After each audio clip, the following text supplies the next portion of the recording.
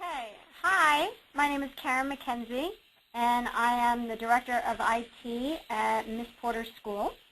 Thank you so much for joining us today for this great webinar on the implementation of eBooks and eText. And I'm hoping that sharing our story will get you thinking about how it is that you want to do this in the future. So I hope you all can hear me, so let's get moving. So when we started this process, it was very daunting, I guess is the best way to say it. We weren't really thinking about necessarily adopting eBooks per se, but we really were thinking about where do we want to go as a school. We made the decision that we want all of our freshman class to have an iPad when they would come that first year. Doing this, though, we had a lot of problems. We weren't sure how we wanted to implement this. We weren't sure about how we wanted to train the faculty. Do we want to train the faculty? So on and so forth. So we presented it in a way that we felt was going to allow everyone to participate and feel comfortable, and most importantly, have our faculty feel like we weren't adding something to their plan. So the first year, the requirement was simply that every freshman would have an iPad, and that it would be required that if their book came in digital format, they were required to have it in that format. And so really we presented it as an e-reader, and that was it. There was no requirement of faculty, no usage requirement. It really was, you might start having kids in your classes with these devices. The problem we ran into right there was that, there wasn't a lot of publishers at the time who were offering digital versions of our books. So you can see that first year we were really at a 40% adoption. We decided to keep on going, obviously. We went with a staggered integration. And that second year seemed to be when the publishers were catching on as well. And so our second year, we have a 90% digital adoption, which has been fabulous. So I mentioned that we did a staggered integration. Some schools go and do a full implementation, a true one-to-one, if you will. We decided to do the slow integration, one per year. Next year, we are looking to include our new freshman class, which will bring us up to freshmen, sophomore, and juniors. So we're looking forward to that. And again, the community expectation was there really wasn't any, especially for our faculty. It was really for the girls to use the book in a digital format, but everything else, whether it was using their notebooks or doing presentations, anything along those lines, there was no expectation. We really wanted everyone to see how it would best feel for them and how to best integrate it in their own classroom and in their own daily lives. So the immediate thing I'm always asked about is the textbook cost.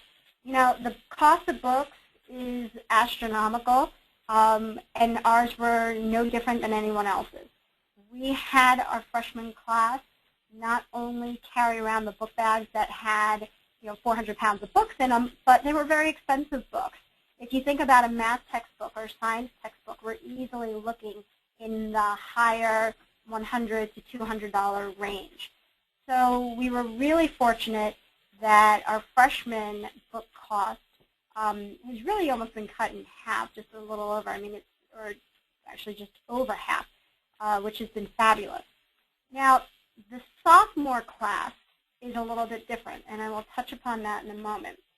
The reason why we were so successful with our freshman class is that we were able to adopt a lot of iBooks, the specific from the publishers who worked with Apple. That allowed our physics books, our algebra book to be a $14.99 book rather than a $299 book. So that right off the bat not only reduced the cost, but gave our families the feeling, or a mental justification, if you will, that purchasing the iPad wasn't going to break the bank. The reason we don't see this yet in our sophomore class is that the books that the sophomore class is using aren't fully developed into iBooks yet, or the books themselves, the publisher still wasn't there. However, you still see, when we're talking about English class and the novels, or whether we're talking about our history books, anything along those lines, we are seeing a reduction in cost. Again, makes us happy, the parents happy, and really not only lets us continue to say this is the right path we're on, but each year we've noticed more and more books available and uses for both in and out of the classroom. So everyone asks, well, do the students love it? Well, they do. And I say that with a little bit of a giggle because, like anything new, that first month of school, the kids are pulling their hair out. And it's just because they're getting used to it all. It is a new medium for them. They're not sure how the book works, or they're not quite sure how the iPad works. But after that first month of school, they love it. They love having everything right where they need it. They love the fact that they can go from the classroom to the dining hall to the library and have all of their content with them. It really is learning anytime, anywhere. We also have chosen to go a certain route with the apps that we require or recommend. And so we've made it so that it not only integrates into all of their classroom activities, but it integrated into all aspects of our community life. We have brought the iPad and the eBook to our residential program, our athletic program, our academic program, our student life program. And so because of that, the students see it in all aspects of use. The girls also are the biggest and best promoters for change. That first year, if you remember me saying, we did not put any sort of requirements for our faculty. It was the girls who, using the book, pushed our faculty in showing them what they could do with their new book and how they were using it. And it really, for the first time in history, allowed our faculty and our students to be learning at the same time and really have been engaged fully in coming up together with the lessons that they do and the integration on how they use it within the classroom. As I mentioned before, we do use it all over campus, and we've really been able to use it in our admissions department.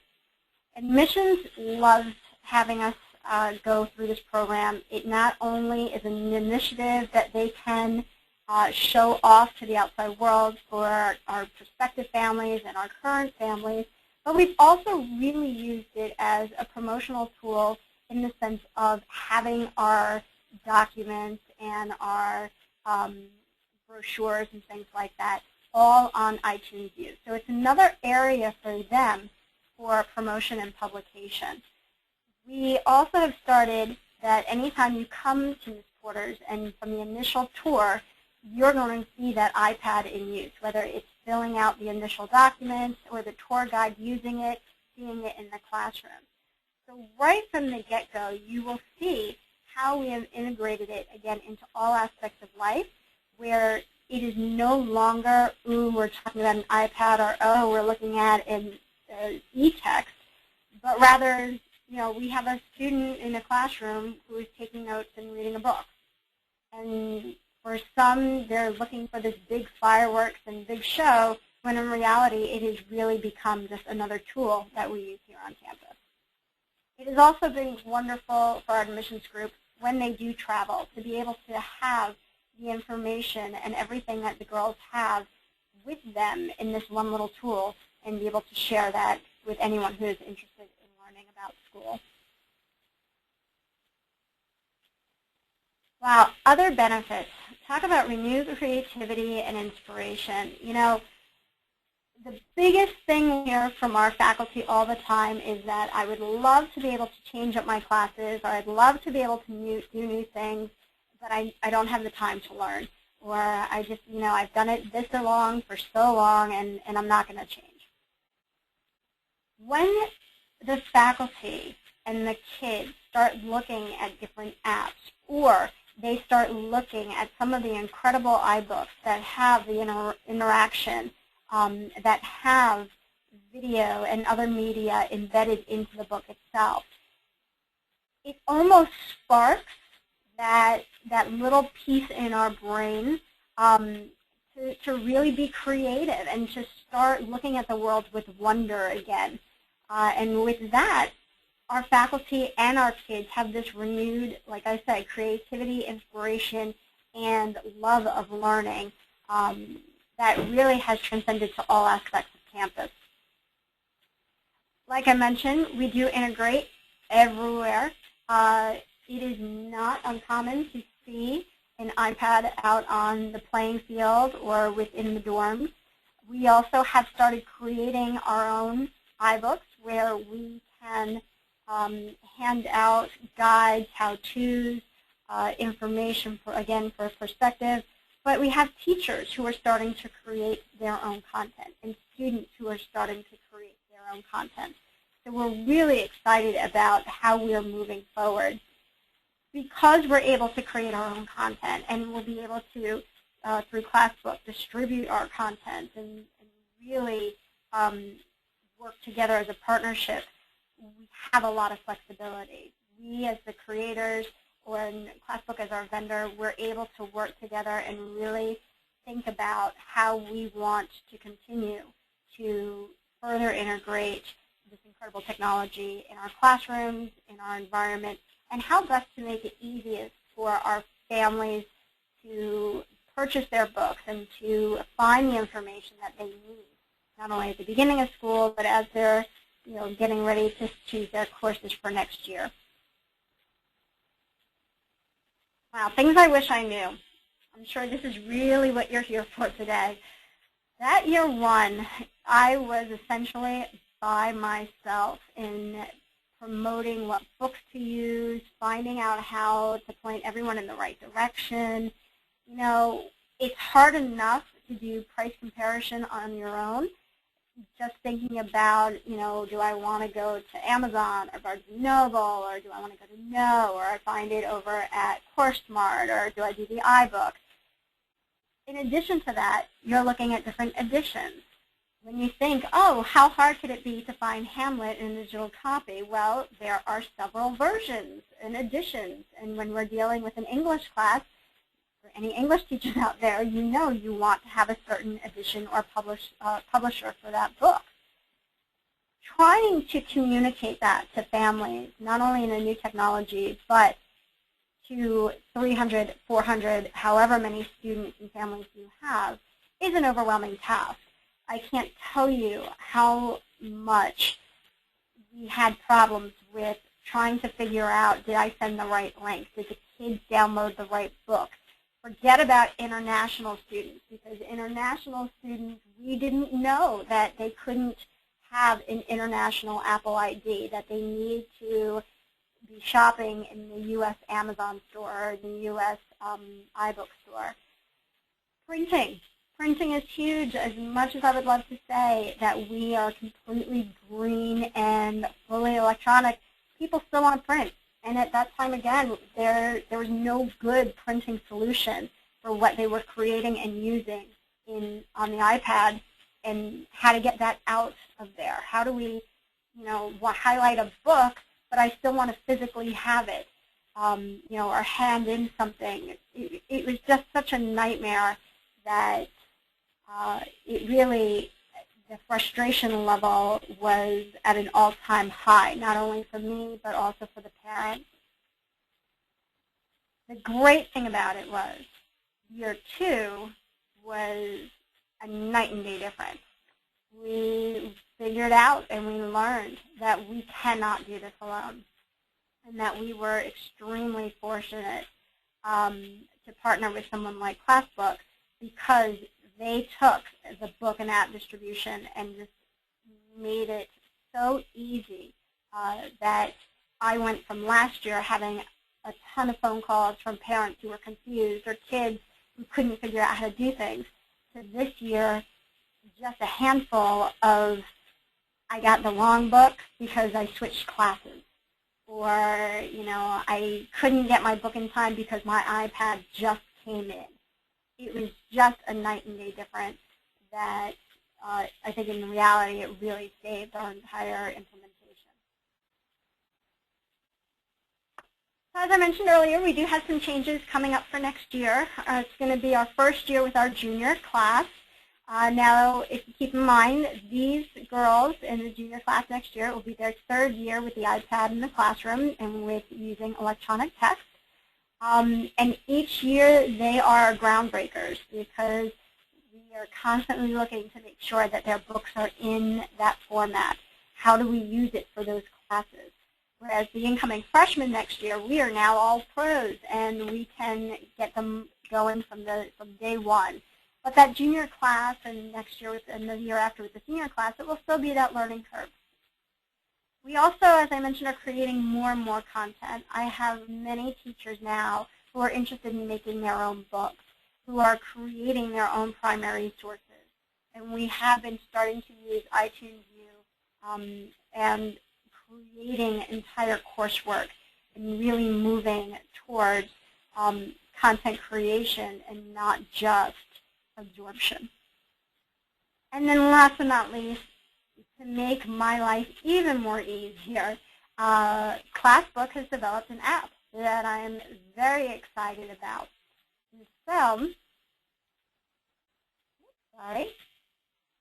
things that are in the works. You are getting a sneak peek of what the homepage of our app is going to look like. And what's amazing about this, I would say the only complaint kids have now is not remembering which application which book is in, because we're using so many different providers, because not all publishers sell to just one provider. This app will let me or the student go into their history class and all of their books will be there. So they don't have to go specifically to each individual app. They'll be able to open their content right from here. And I'm sure if you have questions on this, Peter would be happy to go and talk about that. But this is something that is very exciting for us and is, again, I think that last piece of the puzzle that we are looking forward to sharing with our students and collaborating with ClassBook on to make sure that we're good to go for the years coming up. So with that, I'm going to pass things over. You can keep the screen, Karen. I'll. Oh, I'm sorry. Hold on. It's fine. It's fine. No problem. What I'll do is I have a bunch of questions that kind of stacked up, and if you don't mind, I'll read them to you. Okay.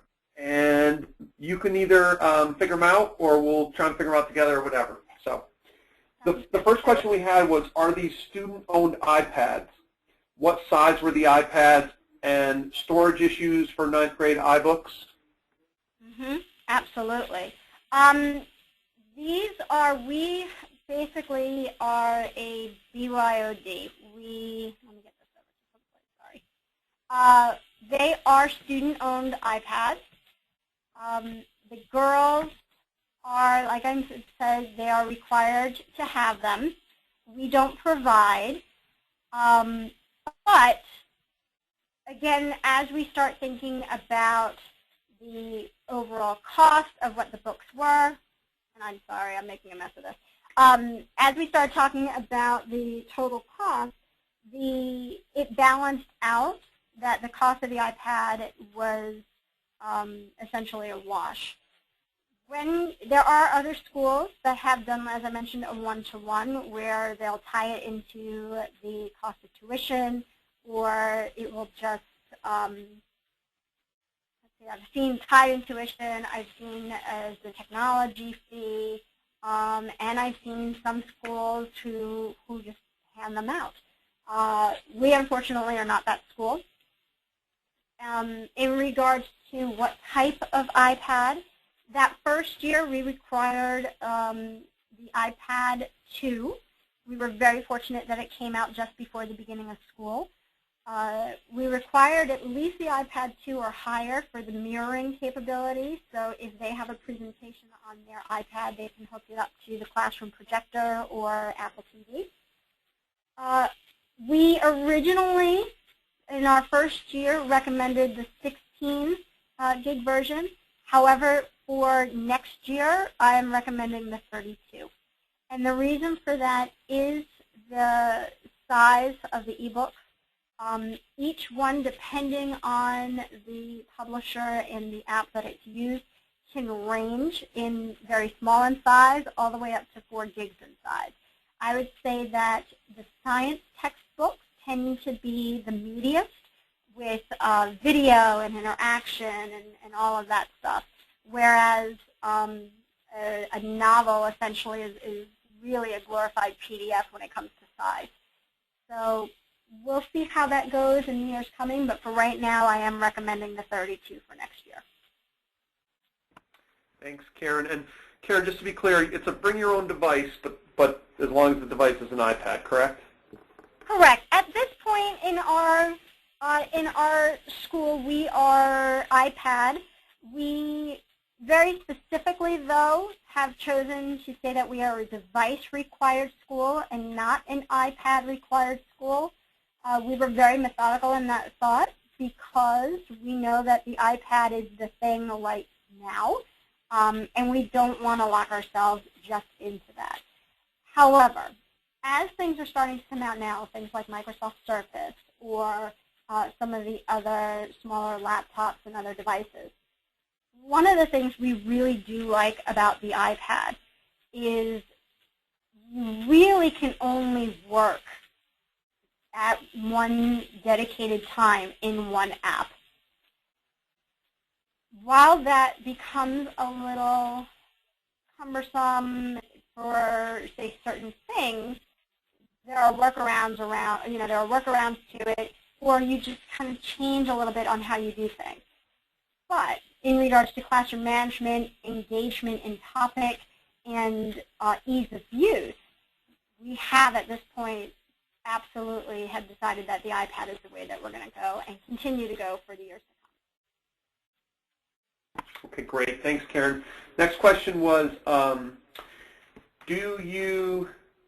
on one second here. How did you integrate into iTunes U with admissions? Did you need special license, etc.? That's a really good question. With admissions, we signed up for iTunes U. You just need to be an educational institution. And from there, what we did was we made sure that the content was either content that we created or had created for us and had the legal copyright to distribute. And then 2, when we're doing anything for, say, musical arrangements, because we do have some video conferences, videos of our concerts and things like that. Again, that everything, the arrangements that were used, have their own licensing as well. The great thing, though, about iTunes U is because we're not actually selling any of it and we're using it as promotional materials, and we are giving it for free, as long as we have the licensing that we would need already to share this information, putting it on iTunes U didn't require anything else that was special.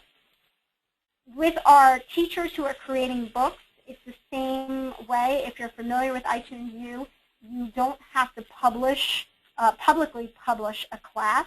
You can have a class or have content that is by link only. And so in those cases, we can work a lot with educational licensing and educational copyright law, rather than if we were actually going to charge or a teacher was going to create a book and sell it, then we're looking, again, at a very different state of law, and would need to work with someone more specifically as that would pertain. Okay, great. Thank you. Next question, Karen, was do you use iTunes U for your students to download all of their books, or do you use multiple ways for them to get eBooks, iBooks? If so, does it work well? So I think maybe that's around ClassBook a little bit. Yep. So yes, we use someone to help the kids with the downloads, and that would be ClassBook. We don't use iTunes U for that. The iTunes U really for us at this point is promotional and another publicity area in communications for the school. When it comes to iBook distribution, eText, EPUB, all of those things, we work very closely with ClassBook, and they have set us up with a bookstore, and the girls can go up and purchase their books right from there. It has been, as I mentioned before, and I'm sure you all think Peter's paying for me, but it has been the biggest saving grace to our program. It has made our lives so much easier to be the one place the kids have to go to. And Peter can talk more about this, about how when the kids go to purchase their book, it all goes into one shopping cart. It's all communicated through ClassBook, and download instructions, everything. And so really, it has been, I can't speak highly enough of how much this has impacted and made our program better. Thanks, Karen. So let me get to the next one. Has anyone in your school written their own iBook with iBook Author? If so, did that go well? We actually have had a couple people, myself included, not yet as a textbook. We've actually started writing a lot more in the sense of manuals. So for our residential program, our house director's manual has been done with the iBook Author.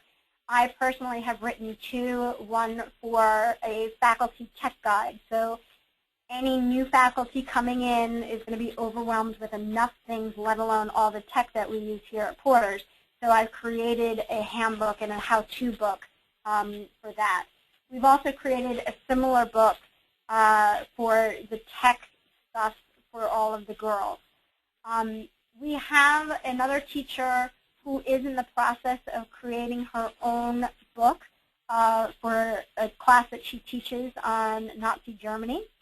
And we have another teacher who, through her own graduate school program, is in the process of creating a geometry math textbook. Using iBook Author is a really great, wonderful, easy tool if you don't try and do everything that you were trying to do in Microsoft Word or another application. Kind of check your prior knowledge at the door and go in from there. I have one faculty member who is trying to type everything in Word first and then was going to put it all in iBook Author.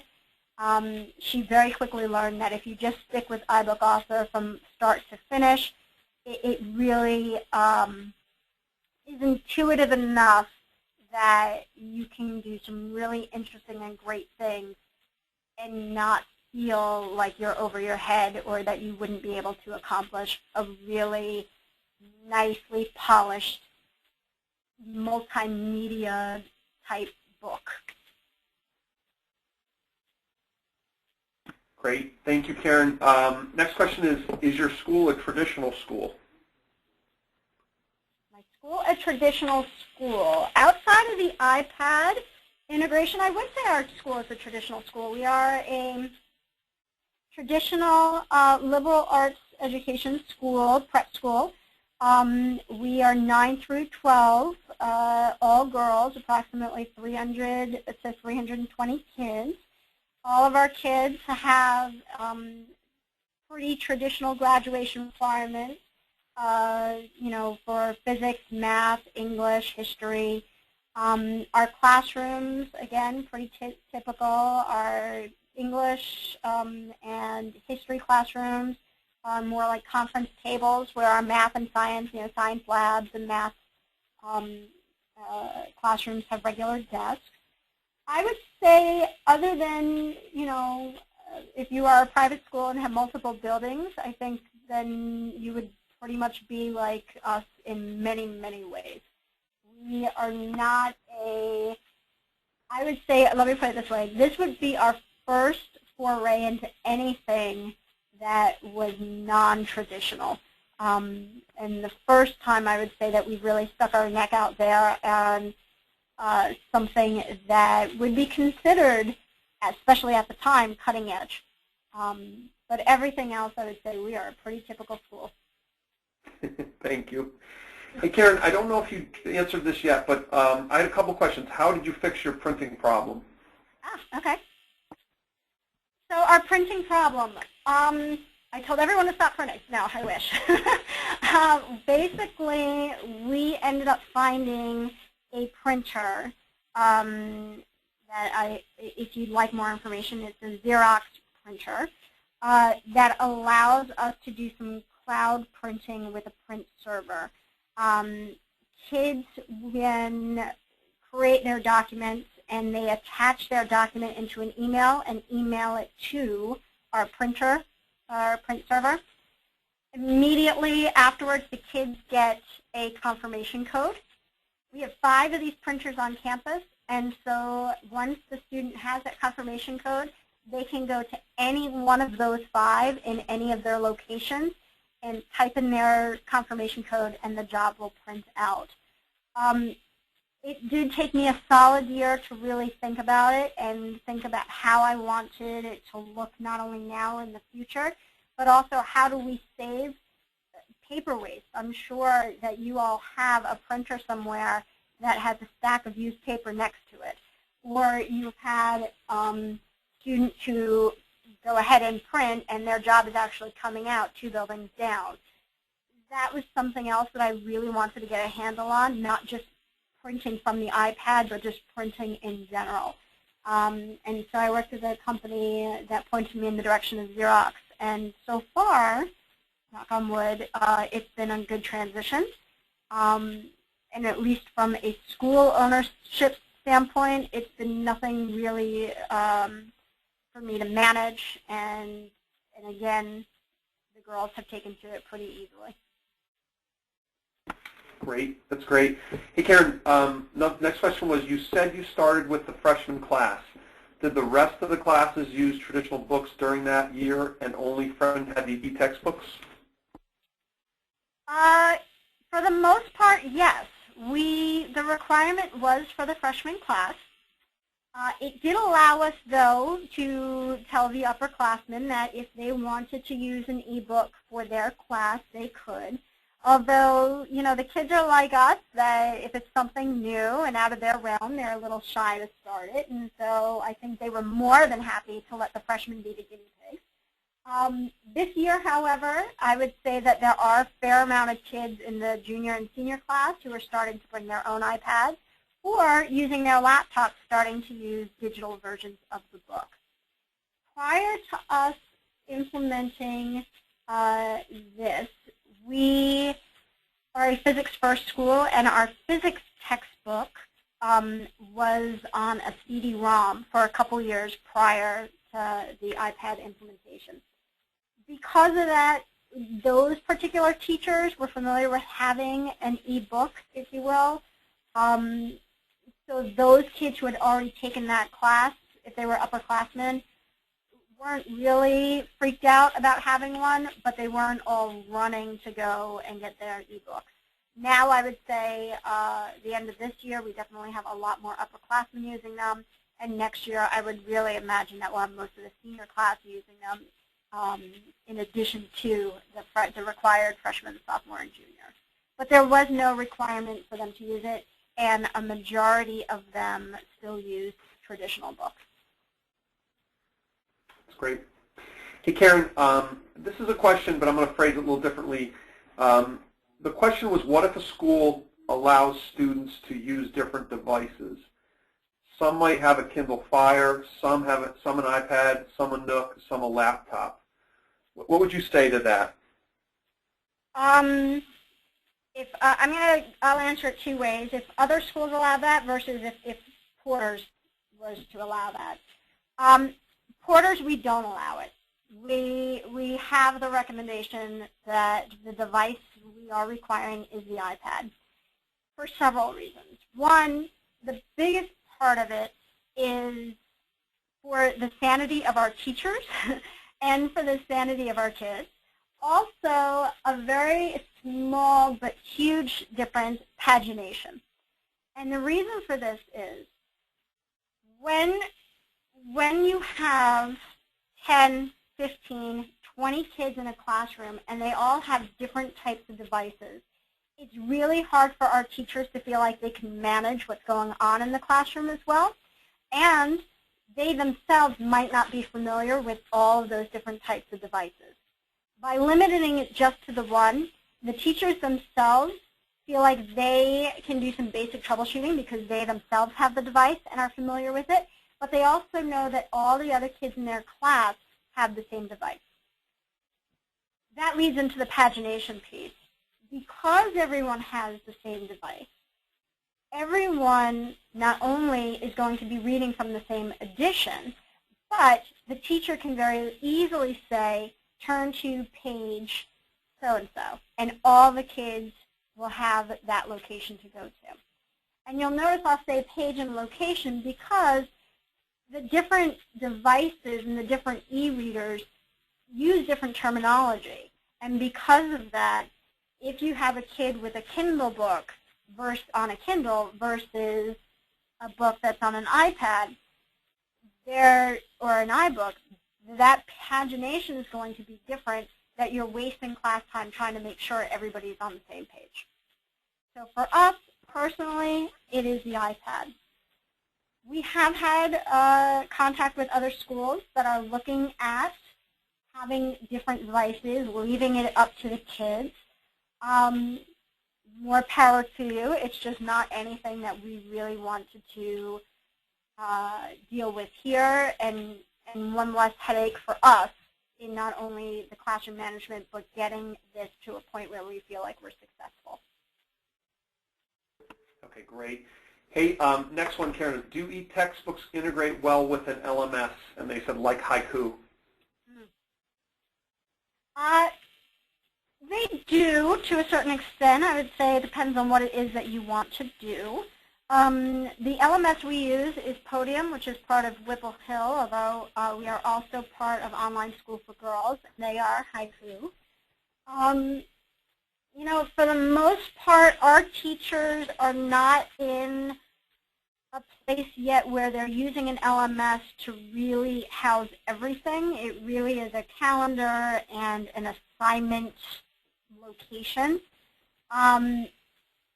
So for that part, yeah, you know, it works fine. I think what's interesting about it is that we have teachers who, because of the LMSs that we use, have started really to create, again, a lot more of their own content, which has driven them even more to iBook Author and thinking about how, instead of having, you know, this flipped classroom video here and this PDF for reading over here, how do we make it in the one-stop shop where they can have that all in an iBook, or all in a, if not iBook, some other form of EPUB. So yes and no. I wouldn't say that we would be an example of heavily integrated usage, but you know, there are definitely some other schools who are going that route. I would say more so, I think they're going also the route of iTunes U, where they can create their own class and have their notes and their calendar and everything right within that, you know, within that program. Okay, that's great. The next question was, how do your teachers create eTextbook content, which you may have answered, Karen, a couple times. The second part of that is doesn't Adobe have some software for that? Adobe does. Adobe Pro, and there are some other, I think there's, of course now the names of them are escaping me, but Adobe does. I would say iBook Author is by far the easiest. It really is templated out. It's a drag and drop, if you will. And it is far easier to get a novice computer user or a teacher who is really, for the first time, experimenting creating an EPUB because it is such a user-friendly thing to use. You can absolutely in Acrobat Pro and create various PDF-style books and put in everything that you want and publish them as an EPUB, absolutely. I would say, though, that to really capture all of the benefits of creating an e-book, iBook Author is the way to go. Just the fact that you can put in a picture and annotate different parts of that picture so that when the kids go and roll over things, it'll pop up and talk about it. And all of that literally is 2 clicks. I don't have to be a programming guru. I don't have to be, you know, the Mac genius or anything like that. Those are things for my teachers especially make life a little bit easy and less intimidating, allowing them really to explore this as a viable option. That's great, Karen. So, hey, Karen, the next question is, and I may be able to help you with this, but I'm going to give it to you first, is we've encountered issues with CourseSmart 180-day rentals ×2. Yep. Students need year-long access, so they pay for 360 days, get a code to renew after 180 days, but they lost the annotations and highlighting in the process. Students and teachers are very frustrated. Have you encountered this? Any lessons learned? Yeah, we have encountered it, and unfortunately our lesson learned is by the 360 day, right from the start. CourseSmart, you know, that was the first year, and one of my biggest headaches the first year. Unfortunately, they too have a great breadth of titles. You know, they are meant to be for college bookstores. I mean, it's amazing to me still how so many of these publishers are focusing on college and don't really see the full potential of those of us doing this now in high school and younger grades. We unfortunately did, the first thing we did was try to get as many books as we could that were year-long courses in other vendors, other publishers. And for those that, you know, we just couldn't do that with because we really did want that edition or that particular title, we told our students to do a full year. Even with the purchase of the full year, because it's only 1 or 2 books and we're getting savings on all the other books, it financially still is not a burden. It's just a little bit, you know, the knife in the side of not wanting to do it, but you know, we had the same problem. Kids were, you know, kids are kids, and they're not reading the directions on how to, you know, keep all of their annotations or do the backup before they redo the subscription license or extend the subscription license. So for us, again, the easiest way to eliminate the headache was eliminate the problem. Unfortunately, I wish there was a better solution, but right now, that's where we're at too. The only thing I'll offer there, Karen, is one of our implementation folks, you know, who's listening in, mentioned to me that, and I don't know if it's new or not, but when the CourseSmart account is created, it is supposed to retain notes and annotation if the subscription is renewed. So if you had another 180 days and then you got it again for another 180 days, it's supposed to retain that. And maybe it's a function of the students knowing to you know, yeah, save or something like that. Yeah, I would agree with that. It is a function of CourseSmart is by no means, you know, trying to erase all their stuff. There is absolutely a way to do it. I think it's just a user, you know, really not taking the time to figure out how to do that and just putting in the extended key code. So it's, unless you plan on having someone there to really train the kids on how to do it, then you are going to experience some kids losing things. Understood. Hey, Karen, any problems with students online during a teaching time?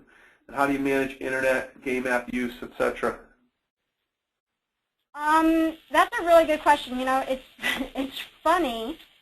One of the things our older kids talk about is how, the freshmen and sophomore, they have all these iPads, and all they do is play games all day. Meanwhile, we have the kids with the laptops on Facebook in class. So it makes me laugh because the iPad's so great because it gets rid of that wall of screens, if you will, when you're looking out on your class and you can't see anything. I think also part of it is because there is a physical interaction with the device. But most importantly, we use a program here called Notes Plus that all of our kids take their written notes or typed notes in. And that program doesn't work great with the gesturing feature turned on. So the kids actually, to get out of the program, would have to hit the home button. And so that really has curbed any of the kids going to wherever it is that they want to go, playing games, things like that. And that's not to say that I'm sure there's some kid in the back corner. There's always going to be a kid in the corner who's doing what they want to be doing. But what I can say is that we have noticed a marked improvement in overall engagement in our classes because of the kids interacting with the device at all times. Integrating it as a tool in all aspects of class, it makes a world of difference. Yeah, the difference, we have an all-boys school who's a client of ours as well. They said that they knew the students were not paying attention in class when they were using their iPad as a steering wheel. Okay, Karen, another one. Am I right to assume all of your faculty and teaching staff have iPads too, and are those school provided? Yes, you are correct to assume. We, in good faith, because it is something so new, could not tell our faculty that everyone was going to be coming into their classrooms with these and not give them the opportunity to have one themselves. They are school provided. There are some conditions in who gets them and who doesn't. For instance, if you are, like I said, we use them in athletics. So we have some coaches who are not part of our community who are hired to be coached, or we have some who are in our community but are not part of our teaching staff. Those individuals are not issued iPads. So the only ones that the school really issues is to our house directors and to our teaching faculty. Like I said, we did give them the iPad 2s. The dorm directors have iPad 1s because there's no need for them to do any mirroring. Everyone else has an iPad 2. We got them the same ones that we recommended for the kids. No 3G, 4G, or any of that stuff. They're just a simple Wi-Fi. We are wireless in all of our buildings. Then what we didn't do was provide them with a case or anything else. We literally gave them the box with the iPad and said, okay, here you go. The reason for that is we want them to become their personal iPad. We want them to be able to feel free to use it so that they get comfortable with all of the ins and outs. And again, sparking that creativity to use it in different areas. When I would do my training with new teachers, the first thing I would tell them to do is go play Words with Friends.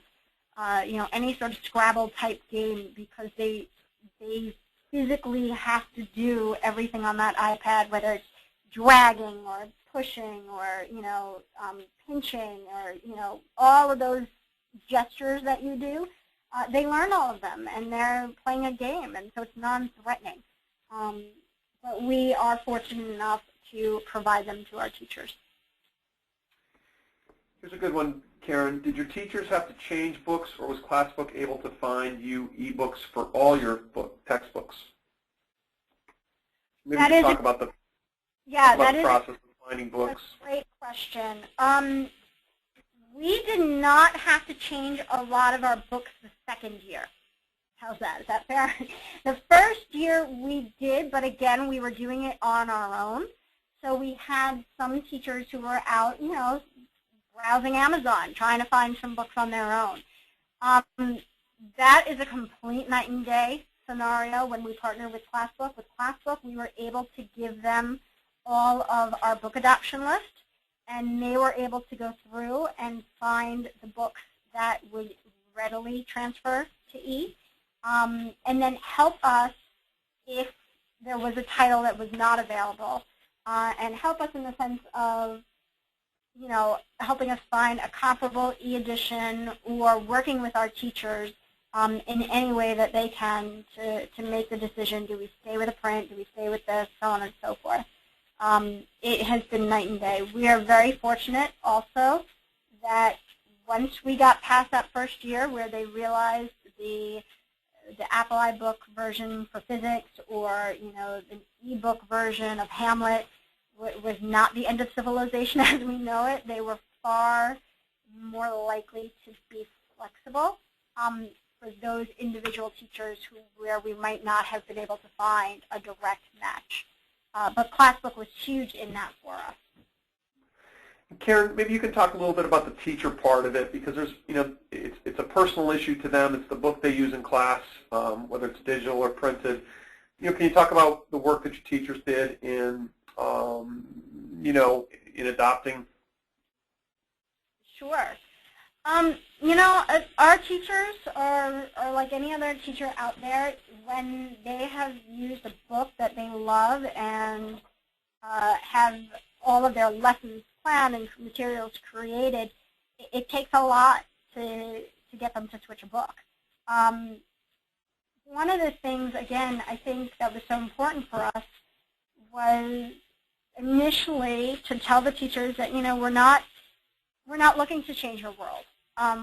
We're not looking to have you switch textbooks if you don't want to, but we're looking for you to be open to the possibility that there may be a different version for kids to use.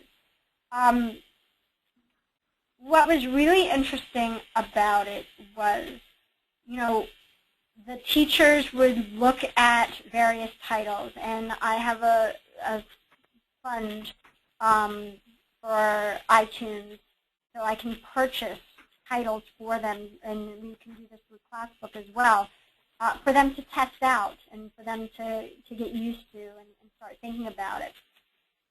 I think what's really interesting is that when they start playing with these books and when they see that an electronic book isn't just, in most cases, a glorified PDF, when it provides areas for assessment, when it provides areas for media, when it provides areas for interpretation and synthesis, when that happens, I can't tell you how many of my teachers started really just rethinking their entire classroom approach, not just in terms of the book and the book choice, but how to present the material was astounding to me.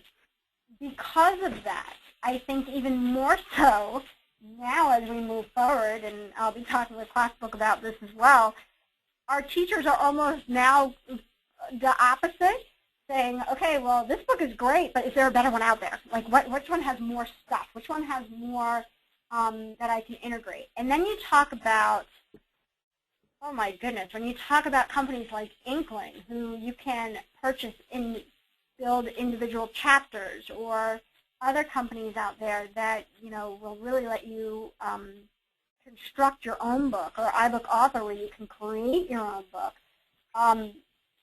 It really has changed the face of teaching and how our teachers approach their classroom.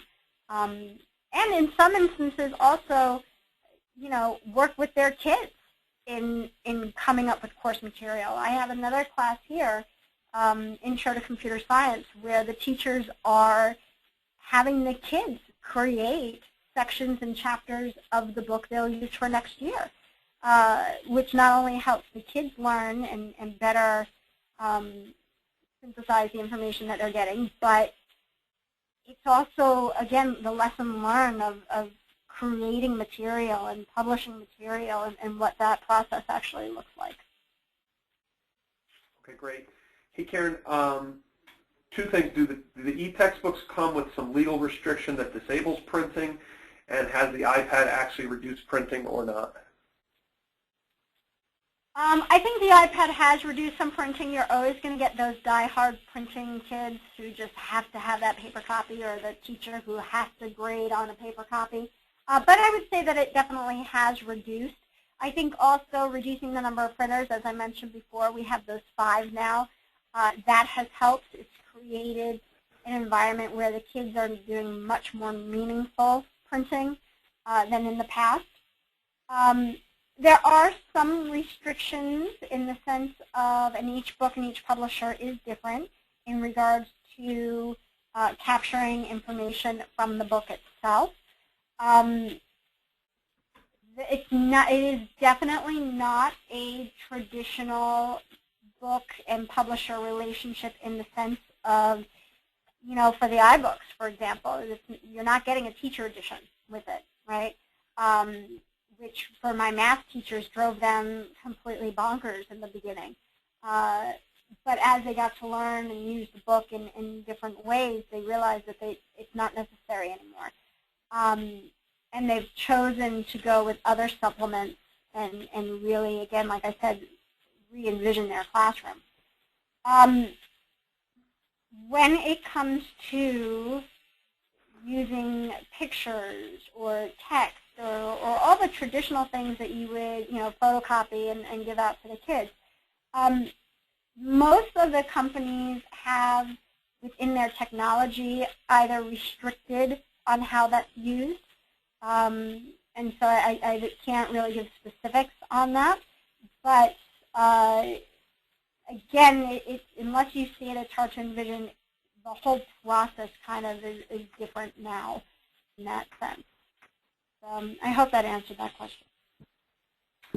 Hey, Karen, another one here. If all of your students already had a one-to-one, you know, same device, would you still have recommended beginning integration with a grade level, you know, versus a department, for example, math?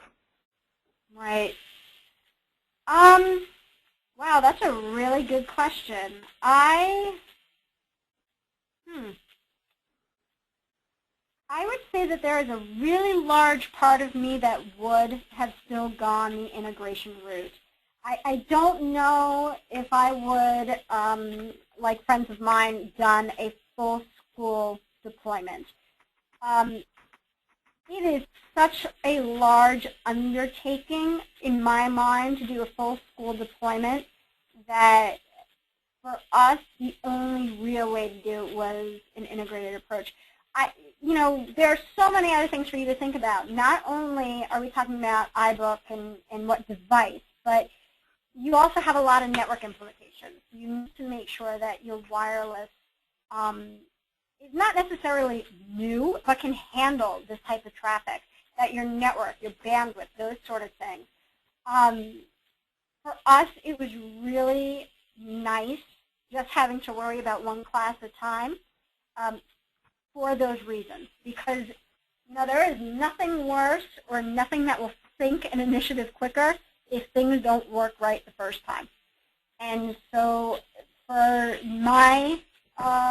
in my opinion, I would definitely go in some version of a staggered approach. If you are a small enough school, if you have the IT team behind you, if you have no issues right now whatsoever, and I think I said it before, if you're a small school, I would say go ahead and jump in and see what you come up with.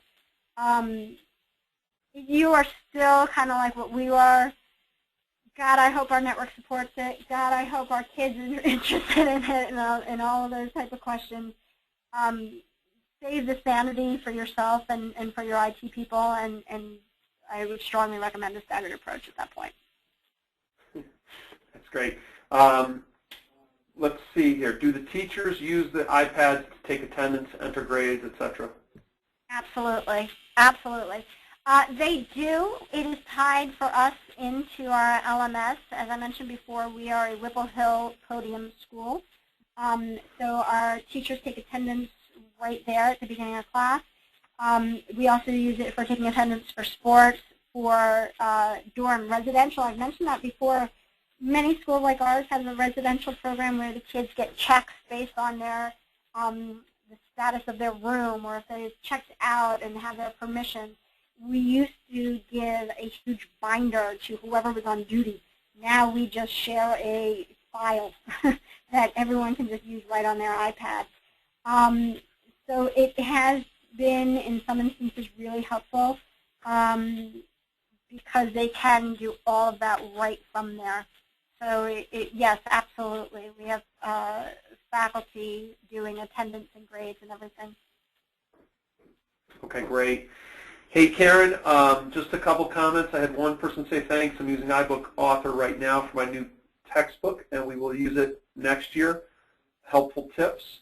And the last comment was, this webinar is a break from my spring break and hasn't made me sorry I did it. Thanks for the presentation. Yeah, so no more questions, Karen. And I just wanted to thank everybody. Another person said, great webinar, learned much, thanks. I want to thank everybody for joining us today. Karen, I want to thank you a ton. What you provided is things that we try to communicate to the schools we talk to every day, and you did it much more in a much more articulate way and much more thoughtful and with a lot more depth. And I think it's just an incredible jumpstart for the folks who haven't gotten into it, and great information sharing. So I just want to thank you again for your time. Thanks so much, Karen. Oh, thank you, and it's been a pleasure, and I'm actually really jealous because there were very few of us doing it when we started it, and whatever I can do to help others going through the process, you are not alone out there. Okay, great. Well, thank you again, folks. Thanks, Karen, and I hope everybody has a great rest of the week. Bye now.